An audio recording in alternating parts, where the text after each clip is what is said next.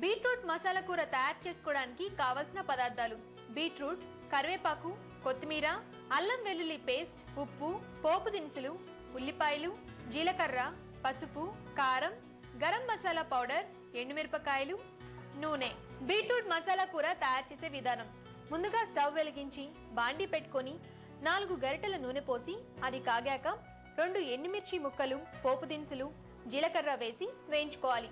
ఆ తర్వాత 2 టేబుల్ స్పూన్ల ఉల్లిపాయ పేస్ట్, 1.5 టేబుల్ స్పూన్ అల్లం వెల్లుల్లి పేస్ట్ వేసి పచ్చివాసన పోయేంత వరకు వేయించుకోవాలి. ఇవి కొంచెం వేగాక 1 table spoon garam masala powder, 2 కప్పుల బీట్రూట్ ముక్కలు, తగినంత ఉప్పు, అర గ్లాస్ నీళ్లు పోసుకొని 5 నిమిషాలు మగ్గించాలి. ఇలా మగ్గిన దాంట్లో 1 టేబుల్ స్పూన్ కారం, చిటికెడు పసుపు, 2 రెమ్మల కరివేపాకు వేసుకొని కొంచెం సేపు ఉడికించాలి. చివరగా కొత్తిమీర జల్లి ఒక బౌల్లోకి తీసుకొని మరలా కొత్తిమీరతో గార్నిష్ చేయాలి. అంతే, ఎంతో రుచిగా ఉండే బీట్రూట్ మసాలా కూర రెడీ.